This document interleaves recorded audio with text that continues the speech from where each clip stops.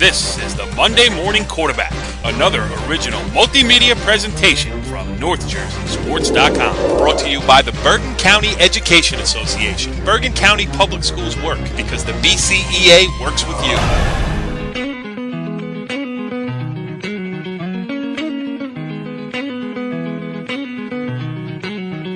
Back on the Monday Morning Quarterback, NorthJerseySports.com's original multimedia series talking all things North Jersey football, and it is crunch time times two as we head into a few Thanksgiving Day games and then the big weekend next weekend with state finals all across New Jersey, including at MetLife Stadium. Rutgers University places North, Central, and South. I am Corey Doviak, being joined by the usual cast of characters here. My co-host is Brandon Gregory. Brandon, what's going on? What's going on there, Corey? We got a lot of good things to talk about tonight. One more person to talk to here on our panel, and he is our NorthJerseySports.com football insider, Richie Ballgame Barton. Richie B, what's the story? Not much. Just can't wait. We got a lot of great guests, and looking forward to getting to it. Are we going to preview the Dumont Tenafly game that you are planning on doing on Thanksgiving Day? I'm not against previewing it if we have to.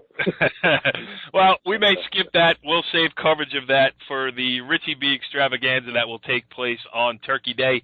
We got a lot of other fish to fry here, though, as we're going to welcome in a bunch of guests, including Paramus Catholic head coach Chris Partridge, after his team's heart-stopping 21-20 win over Don Bosco Prep in the non-public Group 4 state semifinals.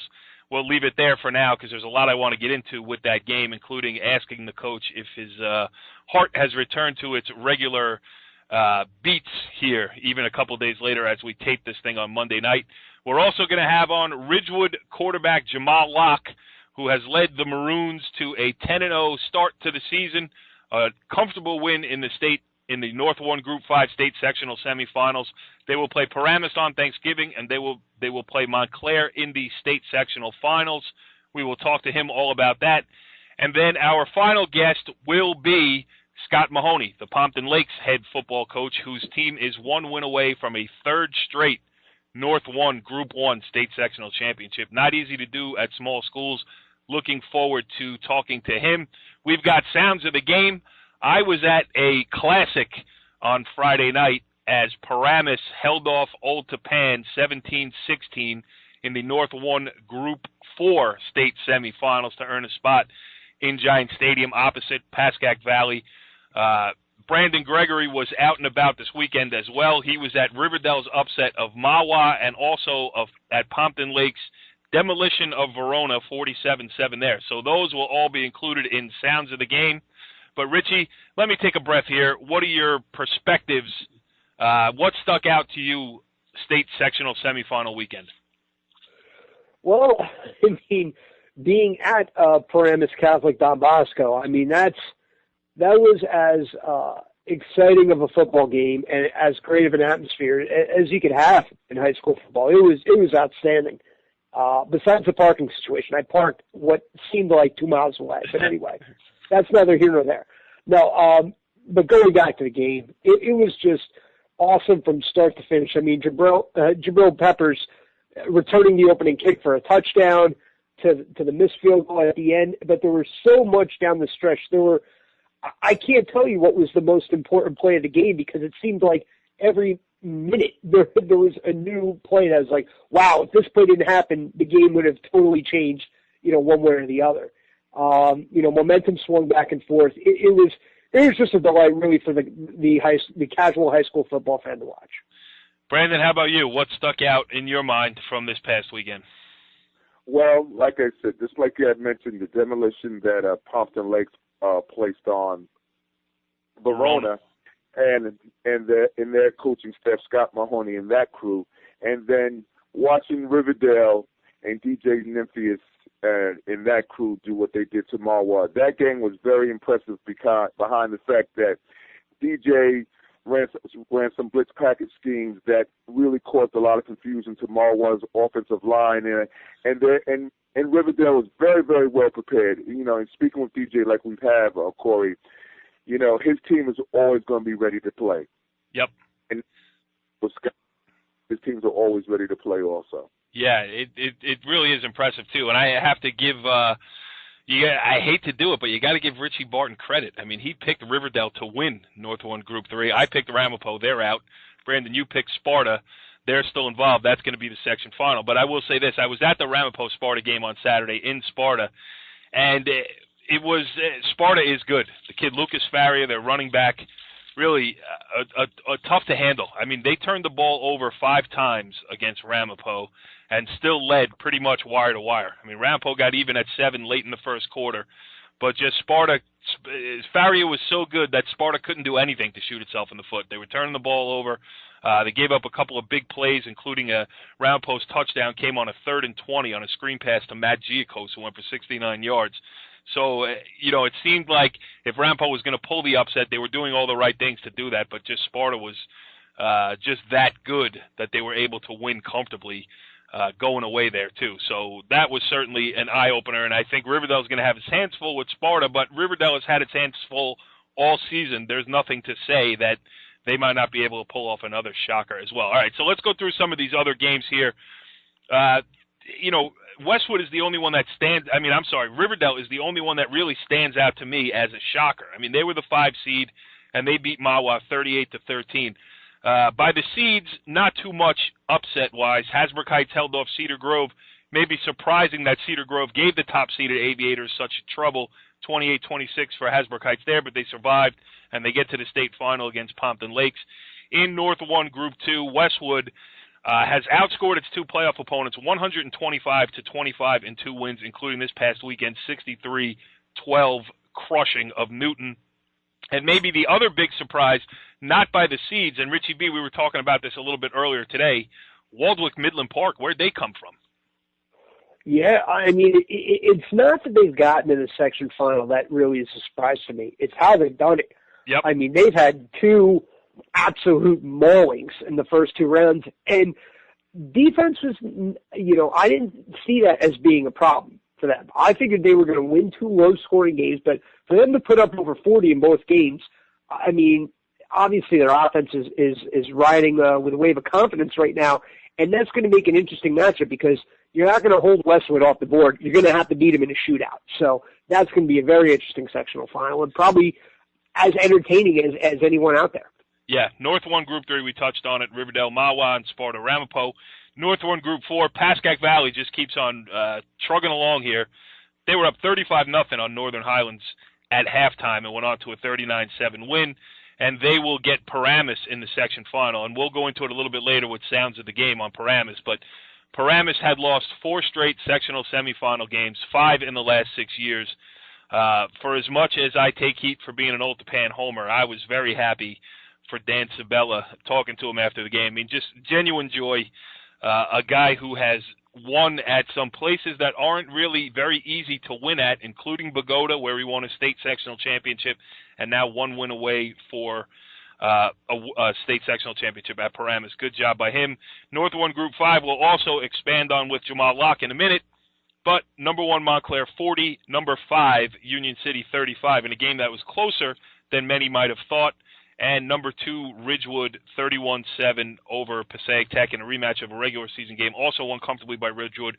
Ridgewood has scored 94 points in its 2 playoff games. Quick look at the non-publics.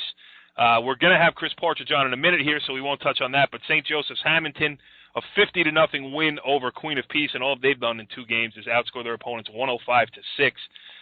And they get St. Mary in the final. The Gales have not given up a point in 2 state playoff games, winning by a combined score of 92-0, including a 35-0 win over Mater Dei in the sectional semifinals. Richie, what else you got concerning? We got St. Joe's, Pope John will play in the non-public Group 3 final, and DePaul Holy Spirit in the non-public Group 2s.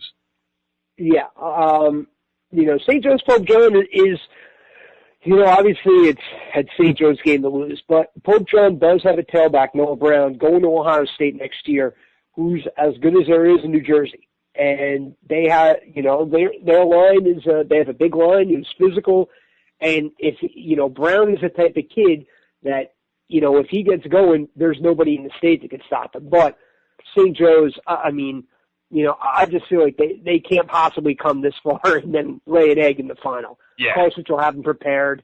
They'll be ready. This is, a senior-laden team full of experience. They've been waiting for this moment. I think Pope John's gonna hang around a while. I think he's gonna hang around until that halftime, and then I think St. Joe's will just eventually just overwhelm them and just pull away late third quarter. That's in case you want my prediction in the whole bit. But St. Joe's is just too good. I mean, they would really, as you said before, they would have to shoot themselves in the foot several times, and Brown would have to break a couple of long runs for Pope John to stay in it. Well, we will do our predictions next week when we preview the state finals officially. This is more of a wrap-up show of the state sectional semifinals, and St. Joe's obviously has a couple of Division I players on there. Were you just reprimanding me? I think I did give you a little backhanded slap there, didn't I? All right, well, let's welcome in our first guest of the evening. He is Paramus Catholic head coach Chris Partridge. And, Coach, I think the first question I want to ask you is, has your heartbeat returned to normal? Yeah, I mean, after that kick sailed wide right, I actually had to take a seat on the bench for a couple of minutes because it was pandemonium on that field. So, I tried to get it down to normal pretty quickly there and gather my thoughts. But, we returned to business today. We took a day off on Sunday, and we just got actually out of a meeting with all the coaches watching some St. Peter's film. Yeah, and I'll turn this over to Richie quickly because he was there and you guys can talk about it. But just from the question I would have is the build-up to it. I mean, it's gotten to the point with this non-public in North Jersey where, it seems like the nation's eyes are on it, not just North Jersey football fans. I mean, it's a different position for a high school coach to be in. You obviously went through it last year. Just talk about trying to keep the focus, which is probably just as tough as putting in X's and O's. Yeah, I mean, I'll tell you what, to be honest, I mean, it is awesome right now what's going on between our league and the non-publics. I mean, it is like, it is battles week in and week out, and, we know each other so well, and, it's about as true of old school rivalries as it can get. You don't want to give an inch to the other guys, and, you don't want to give any information during the week or anything. It's awesome. It's an incredible thing of what's going on. It's I say it's like the SEC of high school football here in North Jersey. We're all, 10 to 12 miles away. So, I can't even walk into a bagel store anymore without getting harassed. I walk in Sunday morning and I got, people yelling, you got lucky yesterday. I'm like, oh my God. But it's great, man. It's some fun stuff. But you're right, keeping the kids focused, especially with all the social media stuff going on, and and getting them to perform and just understand the task at hand, just as big as the 2-hour, 3-hour practices that you have every day. So, it's definitely a part of it. Yeah, let's get into the game. Go ahead, Richie. I mean, obviously, whenever we talk, when I talk to you, Chris, we talk about, scoring on your first drive, or getting off to a good start, or getting a 3-and-out. Starts don't get much better than a 96-yard kick return from Peppers to start the game. I mean, just talk about, what a calming presence that was, because it seemed, that kind of set the tone for the rest of the half. Well, you know what? It's funny because we challenge those guys in the meeting. We have a team meeting before each game, a couple hours before we go out on the field, and we kind of went off, myself and the offensive coordinator, about the kickoff return team. I kind of challenged each guy to make their block and say, we haven't done what we should have, we should be doing on that team. And they came back and returned the opening kick. So if you saw it after it's done, I think all 11 guys on the kickoff return team came up to me and was like, I told you I got you, coach. So it was a good way to start. But, what really, it set the tone for the whole game, because it took Don Bosco completely out of their kickoff team. They started squibbing and pooching on every single, kick thereafter. And we basically had the ball on the 40-yard line, on every kickoff after that. So not only did it put us up 7-0, it gave us field position throughout the whole rest of the game every time they had a kickoff. No doubt about it. I mean, in winning the field position, if you win a field position battle, you're always going to be, at the very least, in a position to win. Moving ahead, I should say, you're up 14-3 at the half.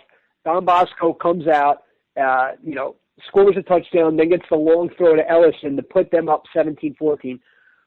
You know, what I noticed is, you know, because I was on your sideline for the whole game, is that no one really don't ever... brag. You had a press pass, all right? Don't brag about being on the sideline the whole time. Go ahead, continue. Listen, I was shaking hands and kissing babies. What do you want me to do? Right. So, no, but what I noticed is no one ever got nervous and no one ever got down on each other, and it was kind of like, hey, you know, this is a do or die game. You know, if we lose this game, it's over, and our legacy is that we lost this game and we're out.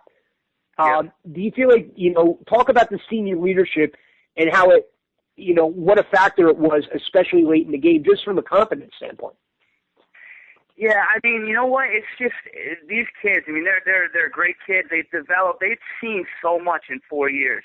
You know, this isn't the normal program that that you're talking about. You know, these kids that came in, these seniors, they came in and they took some beatings early in their careers, and you know, they played in every type of game. They played in 63-0 losses, 63-0 wins, you know, last-minute state championship wins. You know, they have seen it all in terms of, you know, types of games in football. And, you know, we've been saying it all year. We never once panicked. We never once thought, you know, that we were out of the game, or, you know, never once thought that the game was over when we were up big.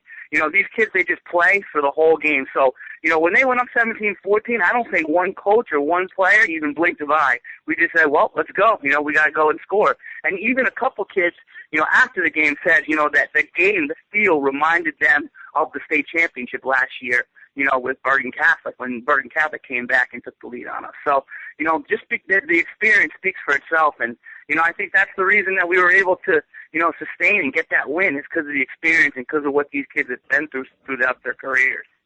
Go ahead, Brandon. You got one for the coach? Yes, I do. Coach, Brandon Winbush, Jonathan Hillman, Micah Fitzpatrick, also Amon Cox and Jordan Fox. What problems will those players bring to you in a state final game? I'll tell you who you didn't mention, and that's that little number 20 who's a baller, too. You know, we've been noticing him on film. But, you know, I mean, think about all the names that you just mentioned, and think about all the names that we got on our you know, field. I mean, this is explosive. You know, I can't imagine if you're a fan of North Jersey or high school football not being at this game to see all these athletes, you know, running around and hitting each other and making plays and stuff. It's going to be incredible. You know, I'm so excited, you know, and I think that those kids, they got some, you know, talent that we're going to be seeing on TV someday, and I think so do we. So, you know, I think this has got the potential of being an absolutely explosive state final that, you know, I think everyone can enjoy. And, you know, we got our hands full. You know, we got to prepare, and we got to, you know, get ready for a tremendous football game. Well, we already have seen all of these kids on TV. That gets back to what we were talking about earlier with the coverage. Yeah. And, you know, I don't even know why. Right about that. And Brandon, I don't even know why I let you get a question in. I mean, I shouldn't even tell Coach Partridge, but it was you. I picked. Hey, Richie, who'd you pick to win the non-public Group 4 state sectional tournament? Paramus Catholic. I did the same. Brandon, who'd you pick? I picked Don Bosco. I'll be honest with you. And you want to know why? And I'll be honest with you, Chris. I just felt, you know, Coach told teams, you know, are hard to beat. And like I said, that field goal, you know, they had a chance to win the game. But, you know, because he's always well prepared. Not saying that you're not well prepared, but his teams are always well prepared. And that leads me to ask you this question now that Corey has tried to bust my Wait, Brandon, before you, I'm going to let you get this question, but I just wanted to give you just this one thing. Go ahead. There you go. I knew he was going to do that. I have this one question for you. When you have an opportunity to coach against a Toll, a Carthage, Campanelli, how much does that make you bring up your level of coaching and your coaching staff's level and the expectations that you are expected to do now week in and week out, Chris? Well, I mean, ultimately, it's why, you know, it's what motivates us, right? I mean, you're coaching against guys that, you know, are well established, are winners, are, you know, some of the best coaches all time in the state history, you know. So, you know, if you don't have your A game going in, you better not just show up, you know. So, you know, I think it motivates us every day, you know, that, we come off of 2 losses this year, and with all, the expectations and everything, and, if we felt sorry for ourselves for 1 second with our schedule and with the people that we play, we'd be sitting at 500, not in the playoffs right now. So, every single day that you open your eyes, in the morning, you know that you got to bring your A game because you're playing in such a tremendous conference and against such great coaches that, it's competitive on a daily basis. Yeah, absolutely. Go ahead, Rich. You got one? No, I got 2 actually. I'm gonna talk about the last 2 drives of the game, one for Paramus Catholic and the one for Don Bosco. The one for Paramus Catholic, in which they scored on to take the lead. Dejon Harrison, is an incredible athlete who doesn't get mentioned, often enough. But he was huge in that last drive. Was that something that you a game plan here saying, hey, he's got one-on-one coverage, we think he can get open, or was it Shanley really going through his progressions and knowing that if he had time, that a guy like Harrison could get open because, especially on a 4th down and 7 play, which is huge, is that you drag Peppers across the middle and the linebacker followed him, which gave Harrison the slant behind him. Into open space. Was that a designed play beforehand, or was that something you saw on the fly? Well, I think there's a lot of answers to your questions right there, to what you're saying. But here's kind of what happened too: is before that last drive, Dejon Harrison came over to our offensive coordinator, Greg Russo, and he said to him, and this is the truth. He said, "Coach, they got me one-on-one. Get me the ball. I'll make something happen." So then we get the ball on that drive, and I know that Greg's plan was, let's get this kid in the open space because he can make plays and he's won games for us before.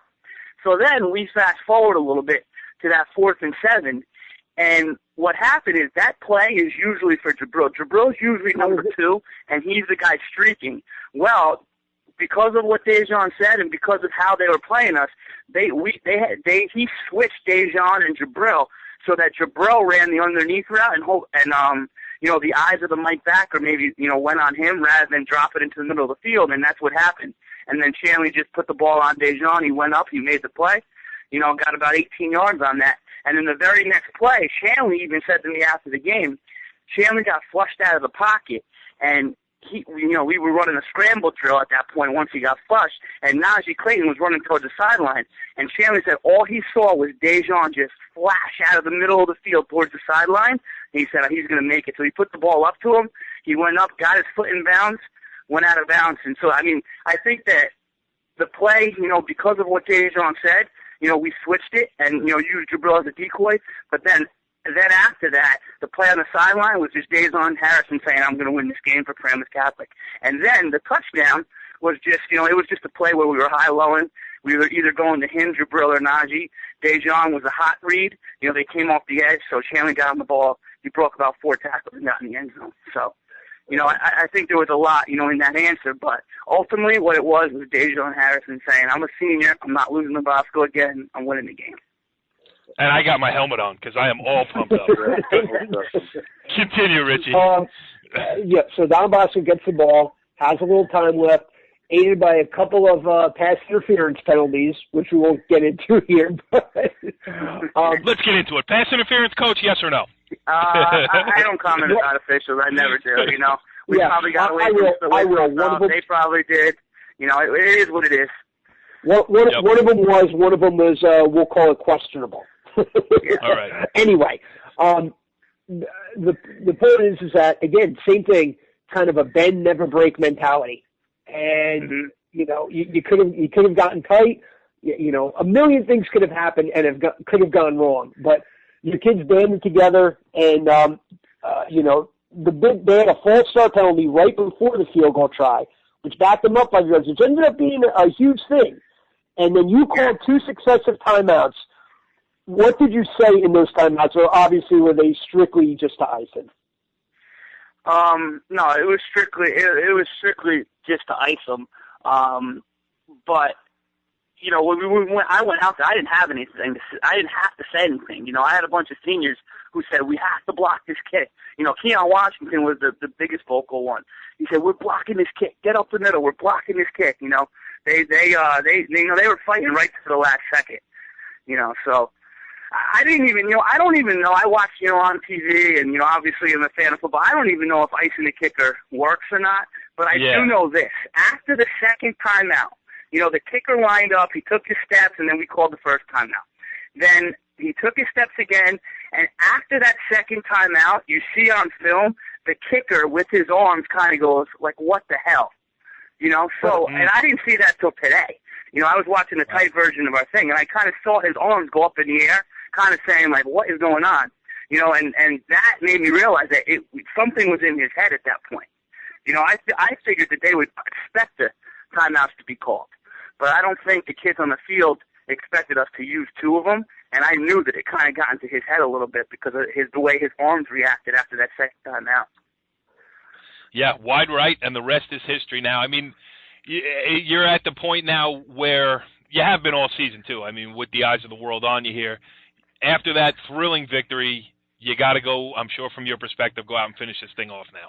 Yeah, I mean, there's no doubt. We got to come and we got to, bring our A game here. We got to play a great team, and we got to, we got to have a great 2 weeks of practice here and be mentally focused and finish it off. There's no doubt. We're not in this just to make it. We want to win this thing in Giant Stadium again. So, it's we got a lot more work to do. So we got to humble ourselves here. Yep, and we will be there to see it. Chris Partridge, the head coach of the Paramus Catholic football team, and I just want to go over two things that we learned in this wonderful 15 minutes that you gave us. First of all, you got to start getting your bagels at the Dunkin' Donuts drive-thru. And the second thing we learned is that you need better security on the sidelines. Yeah. I didn't even realize Rich got on the sideline there. But anyway, this was great stuff. I mean, your enthusiasm is infectious. I can understand why your kids are ready to run through the wall. And we appreciate you joining us here on what I know is a busy time for you. We'll be down there to see you at MetLife Stadium. We appreciate you coming on, and best of luck going forward. No problem. Thanks for having me, guys. Well, Brandon, interesting stuff there, obviously, with Paramus Catholic head coach Chris Partridge as the Paladins move on now to the non-public Group 4 state finals. Yeah, Paramus Catholic came through. I thought Bosco was going to pull it out, but, Coach Partridge has done a great job getting the kids ready for that game, and hopefully we'll see another great game when they play St. Peter's in 2 weeks, Corey. Yes, absolutely. It should be good. And another from the non-public Group 4 state playoffs and a coach's perspective, now we will move on to the public Group 5 playoffs and a player's perspective as we welcome in Ridgewood quarterback Jamal Locke. Jamal, thanks for joining us here on the Monday Morning Quarterback. Thank you very much. Well, great things going on for the Maroons this season. I mean, before we get into some specifics about your recent playoff win against Passaic Tech and what comes up, what's coming up for you guys with a Thanksgiving Day game and then a state final in MetLife Stadium, just talk about overall. It's just been as good a season as you guys can have. I know you expect it to be good this season. Did you expect to be this good? I mean, this year we had 16 returning starters on both sides of the ball combined. So, I mean, our goal this year from the beginning was to go 12-0, get Bushhausen's 200th win, and win a championship. So, I mean, we've been working and striving for that goal all year long. So, I mean, there's really been no other option for us up to this point. So, I mean, we've been blowing teams out. That's been a little bit of a surprise on some ends, but I mean, we've been waiting for this to happen. So. You really have been blowing guys out when you say that. I mean, you've scored 94 points in the playoffs so far in 2 games, and that offense, it's kind of an old school offense, but for you, and I think Coach Johnson, adjusts it for the talent that he has in any given year. I know you've been a 3-year starter there, but, this year especially, an athletic quarterback who can, hurt you with his feet, hurt you with his arm the way you have. I mean, how about just how long did it take you to adjust, and how do you feel you've settled into it now, running that offense where you can pick your spots to make big throws and pick up yardage through the air? Well, I mean, the wing tee has been mostly a running-based offense.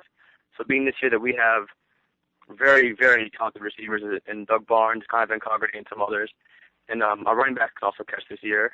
I mean, they could last year also, but this year, I mean, we have some really good catching running backs. So, I mean, we've developed our offense into a more of a passing threat this year. And also our running has opened up our passing as well because our running backs have been running ridiculously well this year. So our passing has really come off of our running this year. Absolutely. Go ahead, Brandon. Yes, Jamal. Nice to have you on the air tonight. You know, Thank you. Talking about your passing game and with the different various skill set players that you have, you know, I know also that you have a quarterback coach, you know, with Medee Williams and so forth and so on. What has he done to help you improve this year on top of your coaching staff that you have to improve your game from where you started out your sophomore year to where you're at present date in time? I mean, I've worked with Medee in the past 2 summers actually, and the main thing we focused on when I was working with him was accuracy, because I mean I had the arm always, but the accuracy was always a little shaky. So the thing we really focused on was my accuracy. And he's a great coach. He did a very good job in teaching me the steps, step by step, from the basics, how to throw an accurate ball, and he's done an amazing job coaching me, and it seemed to pay off. So.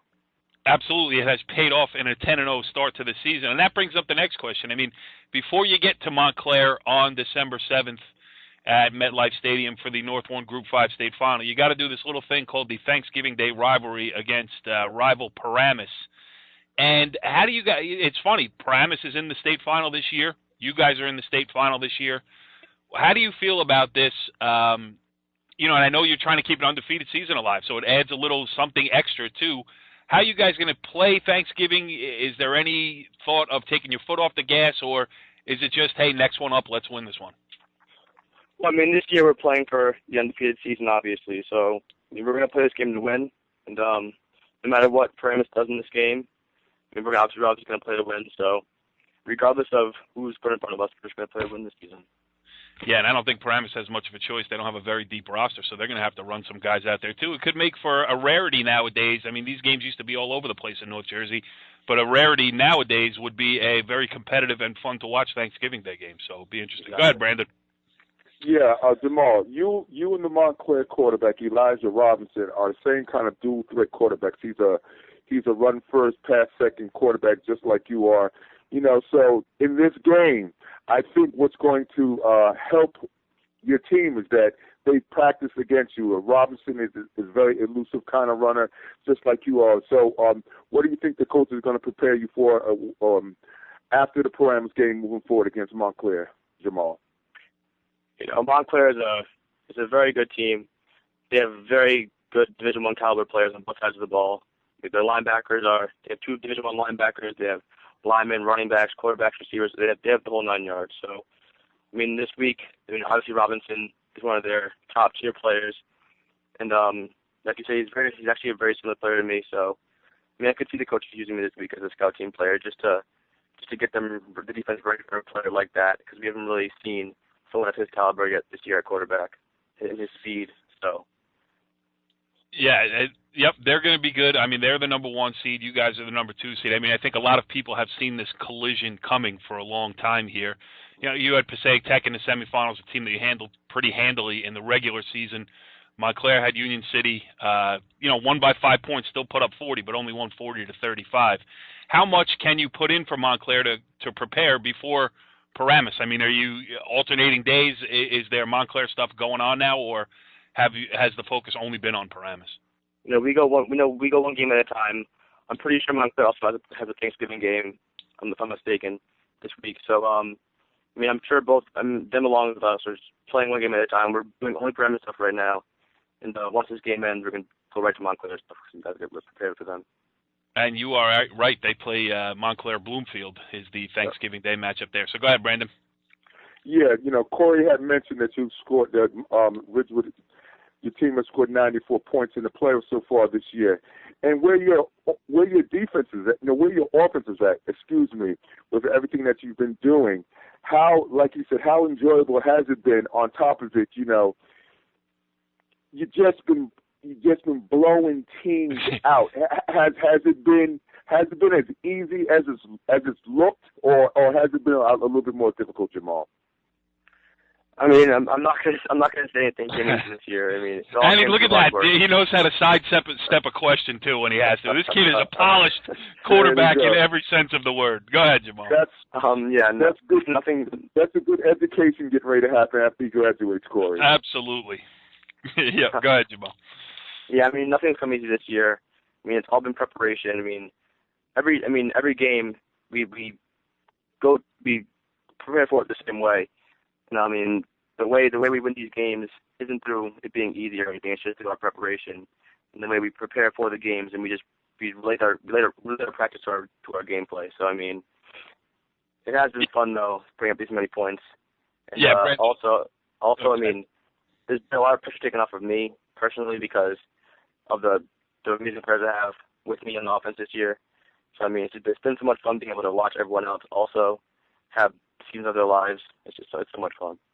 Yeah, Brandon, you know they're having a lot of fun over there. 1 game of over 60 points, 4 games of over 50 points, a bunch of games over 40 points, and the paltry sum of 31 against Passaic Tech was their low point of the year. Really had trouble moving the ball this year. I'm sure it is a lot of fun to be a Ridgewood Maroon on offense. And, you know, Jamal, people have taken notice. I mean, I know you've gotten a lot of interest from colleges. I mean, just fill us in on where it is. I know you're getting a lot of Ivy League interest, some, big-time Division I programs in on you as well. You can get specific if you want. If not, just give us what the recruiting process has been like for you. I mean, it's been interesting. I don't know. I've heard it's changed a lot throughout the years, so it's much more strict and confined now. But I have offers from Yale, UPenn, and Colgate, and then I have a lot of interest from Boston College and Rutgers right now. So those are like the schools I'm really looking at right now. And it's pretty fun of a process. It's interesting. Does Ivy League ball intrigue you because of the academic rigors that will go along with the football rigors? I mean, Yale, Penn, and Colgate. I got to imagine that is a dream come true on both an academic and an athletic front. I mean, yeah, Ivy League football.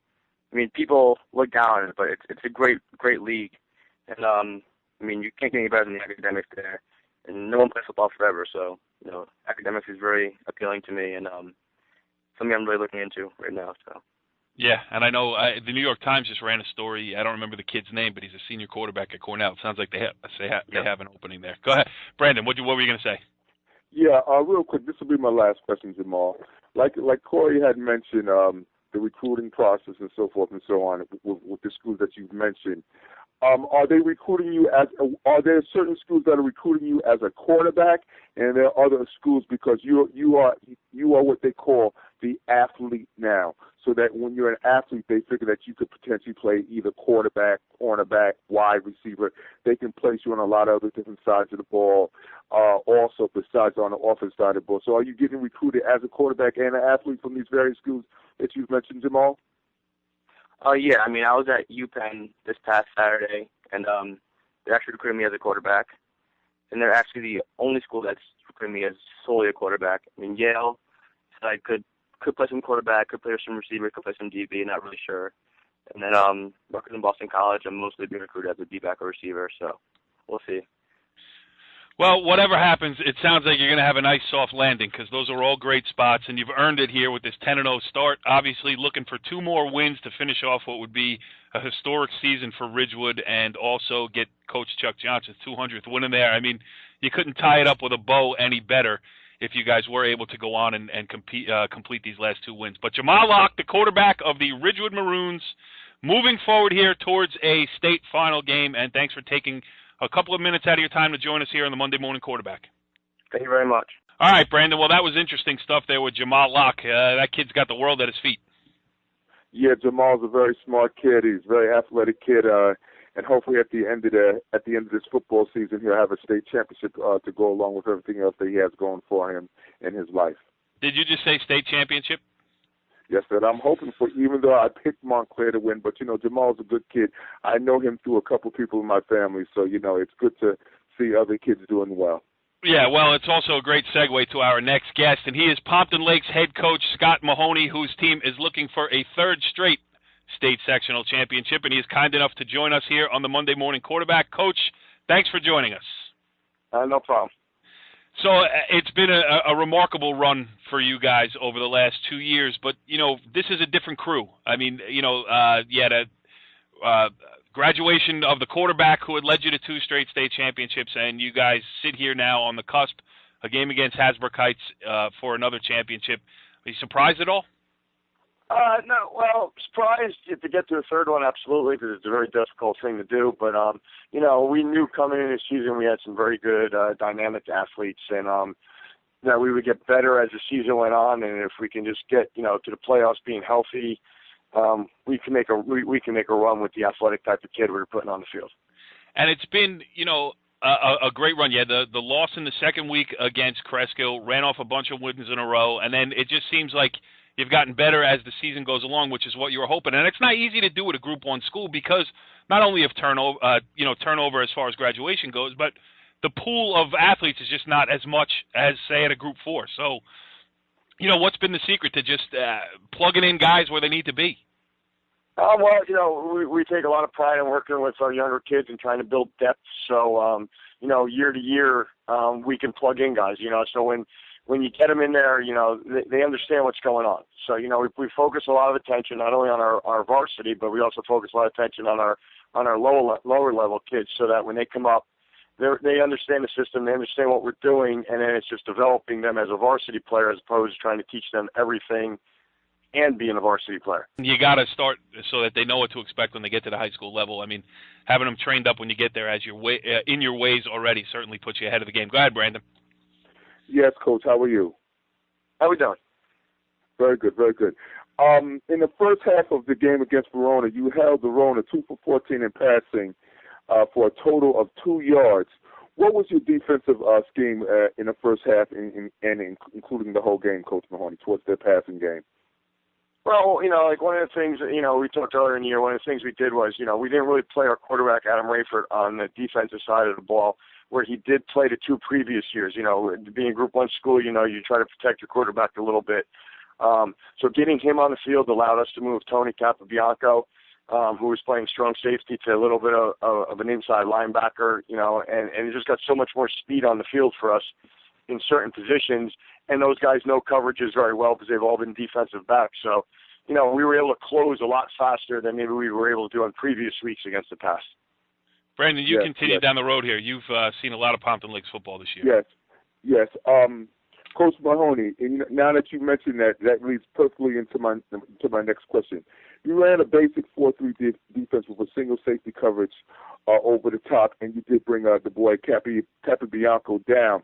And just like you said, a lot of teams don't like to bring in their best athletes out on the field, but I noticed that you play your best athletes on all your special teams and on your defense. And like I said, that basic 4-3 defense and you bring him up like a monster linebacker, as I would call it.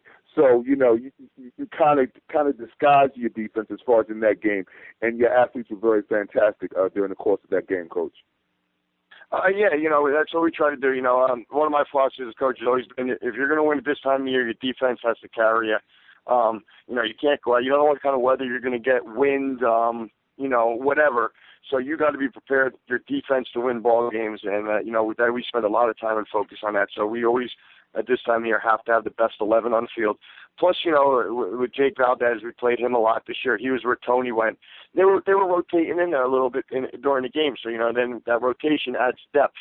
And, Zach Pagliaroni he didn't play a lot of defense. He played defense a lot this year.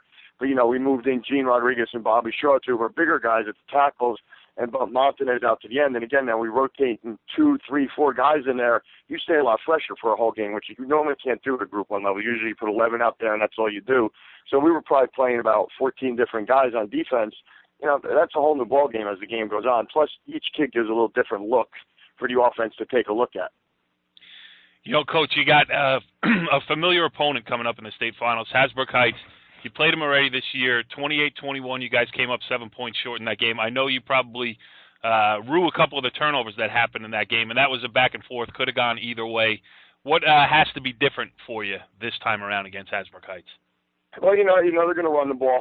Obviously, we got to do a better job against the run. We got to get to the ball carrier a lot quicker and finish our tackles. That's the first thing. And the second thing is, you cannot make mistakes against a team like that. Like you said, those turnovers, those bad snaps, those things. If you're going to do that in a big game against a very good opponent, they're going to beat you every time. So, that's one of the things we didn't do this week. We limited, our mistakes on offense. We limited penalties, and we got that offense rolling. And we pressed Verona into some situations where maybe they weren't comfortable. I mean, we got to do the same thing. You know, Heights runs, I think they only threw the ball twice last week against Cedar Grove. So we got to try to get them to do things where they may not be as comfortable, you know, a couple third and long, stuff like that. But if they keep getting 4 yards a clip all day long, they're a tough team to beat. They will only throw the ball. Excuse me. They will only throw the ball if they have to. That's for sure.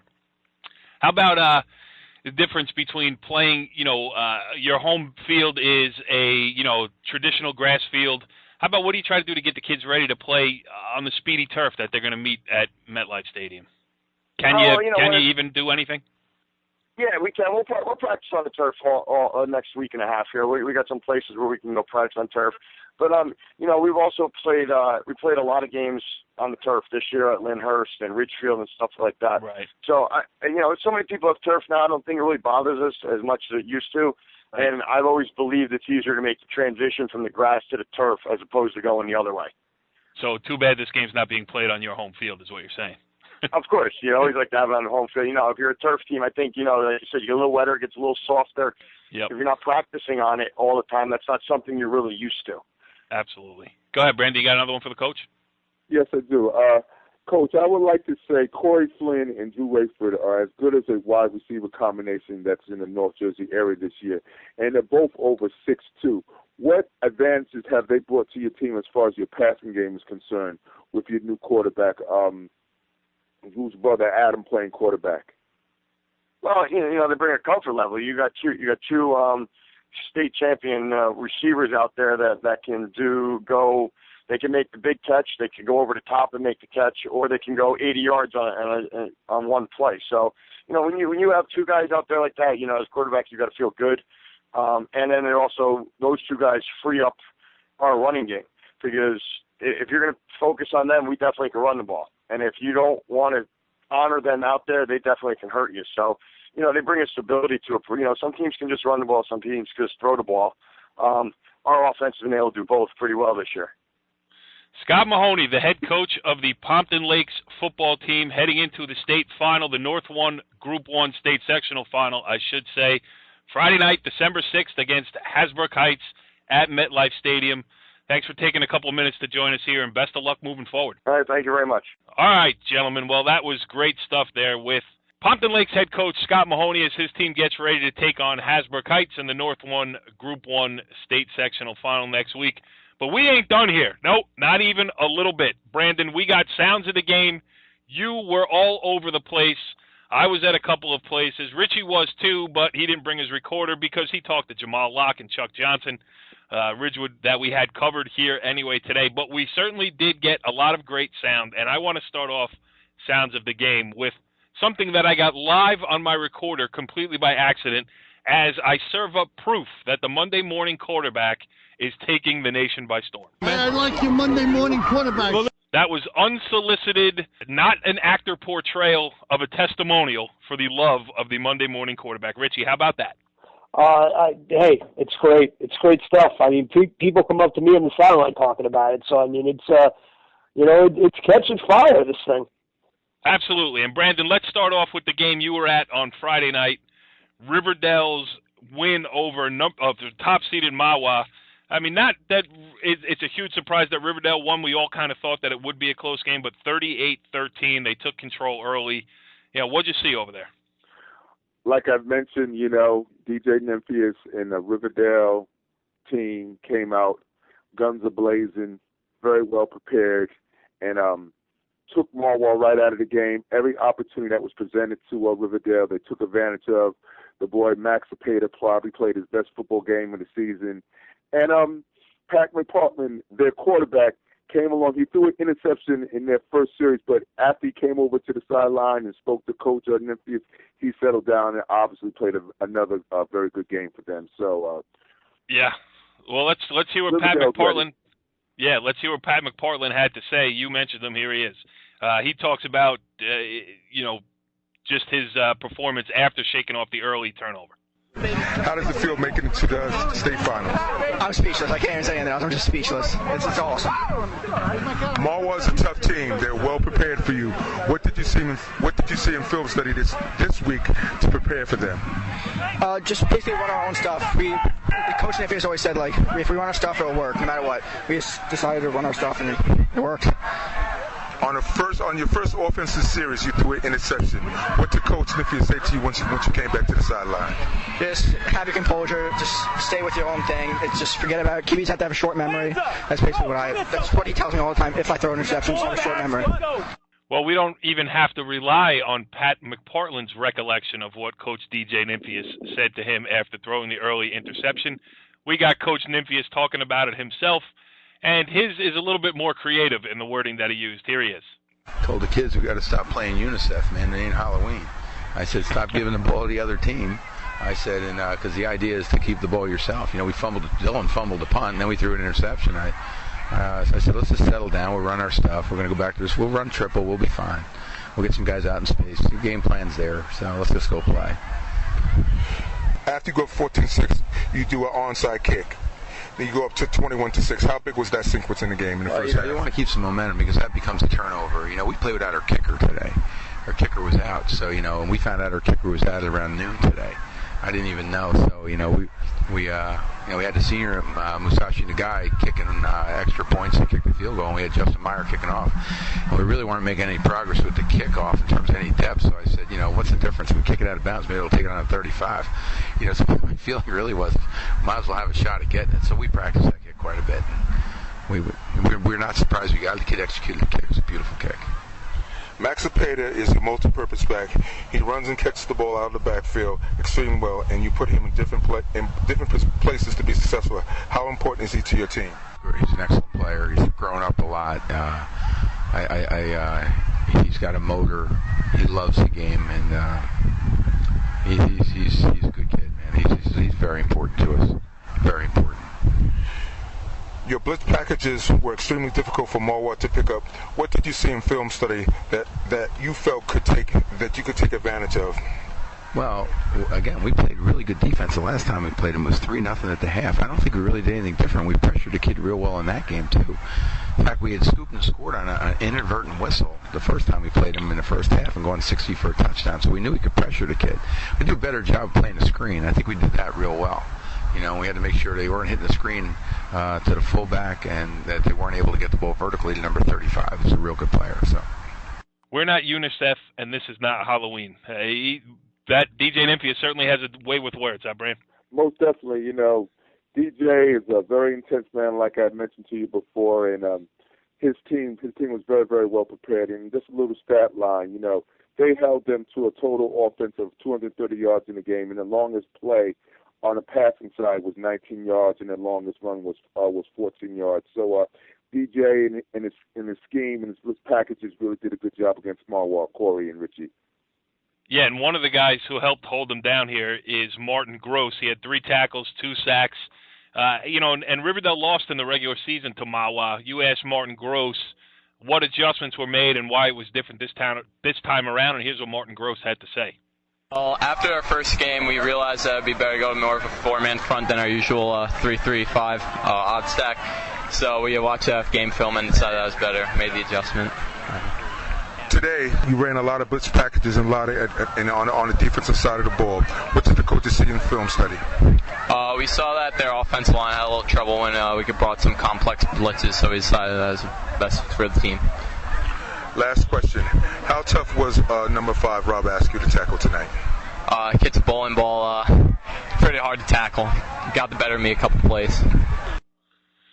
But River Dell got the better of Mahwah in the end, and one of the guys who helped with that was Max Cepeda. Offensively, he had 2 carries for 63 yards and a touchdown, 86 yards receiving with a touchdown. Brandon, you caught up with him and asked him what happened on his receiving touchdown. Let's hear what Max Cepeda had to say. Well, I had one-on-one with the safety, and my coach said we would run, if we saw me one-on-one with the safety or anybody, we'd go with the inside guys, and he said run a hitch. He threw me the ball, Pat threw me a perfect ball. The safety tried to tackle me. I broke the tackle and just ran as far as I could. You're a multi-purpose back. You play on both sides of the ball. How much advantage is that for you with this to his team? It's a great advantage. We have great guys. We have a lot of guys who can play in many positions. We have athletic guys, especially our linemen. If you see our linemen, they're very athletic. So that's what we pride ourselves on, having athletic kids that can go and play a lot of positions. Yeah, they went and played a lot of positions and scored a lot of points. 38-13 win over Mahwah. And Brandon, what comes next for the Golden Hawks is Sparta, a team that is the favorite in Group 3, have been since the playoffs started. What do you see in that state final? I see a lot of Lucas Ferrara left, Lucas Ferrara right, Lucas Ferrara up the middle. And this is a little stat in reference to the play I just mentioned. In the last 2 games in the playoffs for Sparta, he's carried the ball 103 times for 920 yards and 9 TDs. 6 against. That's a season. Yeah, that's a season. That's a season in 2 games. 6 TDs, yep. 6 TDs against Inglewood and 3 versus Ramapo. So we will see what DJ and the rest of his coaching staff can come to prepare for this one particular player, because obviously Sparta is going to go to the well more than once. Absolutely. It should be interesting to see there. Richie B., what do you do during Sounds of the Game? I mean, you just listening? Are you wrapped with attention? What's going on? Listen, I'm just soaking in all this knowledge. I mean, I don't, about River Dell, I don't need it. Obviously, I picked them to win the whole thing. I'm just sitting back and looking good. Listening to my picks to succeed week after week. Yeah. Well, that's what I was going to say. You've only lost. Well, we'll go into it next week deeper, but let's just say this. I have no shot of winning as usual. I mean, I'm terrible at prognostication, but let's move on. We heard Scott Mahoney earlier. He's the Pompton Lakes head coach. Now let's hear from some of his players after Pompton Lakes took apart Verona 47-7 this past week. One of the guys who helped do it, Lloyd Beasley, 6 solo tackles, 4 assists, big part of the Pompton Lakes defense, and he talked about what they were able to do to slow down the Hillbillies. Well, the main focus we had was actually number 12, Ferrari, the quarterback. But, when he was handed off the 28, it was all inside the tackles or sweep outside. We're taught here to read the guard into the backfield. So you got to guard pull, you're filling hard. And, 6 solos, I'm pretty happy with that, and 4 assists. Defense overall played great, and we really tackled well. That's what it comes down to. The long, hard practices of tackling. So in the first half, you held their quarterback for 2 for 14 for 2 yards. What was the defensive scheme in the first half? Well, it was get pressure on him with the D-line, send some outside blitzes with the outside linebacker, and it was really, I had to give it up to the D-backs. They were all over the place. There was nowhere to throw. So when you got the quarterback on the run like that, it's not going to be that accurate when he throws it. Yeah, I thought he did a good job breaking it down, too. And then another defender who had a great day was Vojo Kagura with 8 solo tackles. And, Brandon, I know he's a favorite of yours. Yes, Vojo. It took the coaching staff about a good 5 to 10 minutes to get Vojo over to the team huddle at the end of the game. The kids are calling him. His teammates are calling, the coaching staff are calling, the fans are calling, and Vojo's just running around the field all enthusiastic because Pompton Lakes is going back again to MetLife, as they were saying, on the field.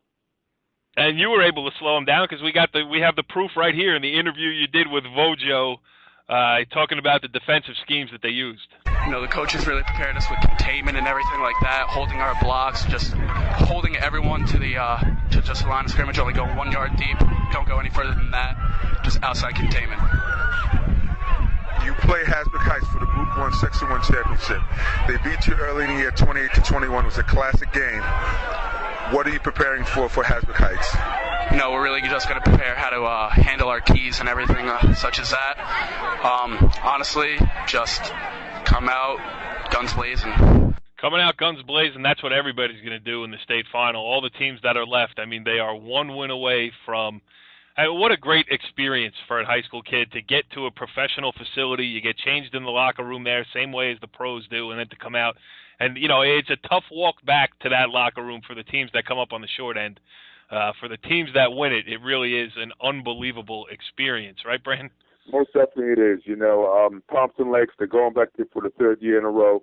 And it's this year's senior class turn to show that they can do the same thing that these last 2 senior classes have done up at Pompton Lakes. And Pompton Lakes has been very good to me since I've gone up there to watch them play this year. Yeah, absolutely. And one of the guys who's been instrumental is Ryan Kazanowski, a good athlete. I mean, he's part of 2 state final baseball teams the last 2 years at Pompton Lakes, and he had 2 touchdowns against Verona. Our last interview from Pompton Lakes is Ryan Kazanowski. He's talking about what happened on his touchdown runs. I was just taking what the defense gave to me, and they're a little misaligned, it looked like. So I just hit my whole heart, and I saw an opening. I saw the receivers coming down the block, so I just cut off their butts, and it was a foot race from there. It was good. You play Hasbrook Heights for the Group 1 Section 1 championship in 2 weeks. What does Hasbrook Heights bring to you? What does Hasbrook Heights bring to the play coming forward? Hasbrook Heights is a very physical team. Last time we played them, I know they were up on us, but if we make turnovers and we make mistakes, then there's no way that we can win the game. But if we can minimize the turnovers and go back to basic football like we did today, and we should be fine against them. They should be fine against them. That's going to be interesting. That's going to be one of the games that I am most looking forward to seeing the outcome of. I love the small school stuff. I love that perspective of high school football, so that will be interesting. All right, the last game we have in Sounds of the Game is the game that I was at on Friday night, and it really was thrilling from start to finish. Paramus comes out, scores touchdowns on their first 2 drives, goes up 14-0.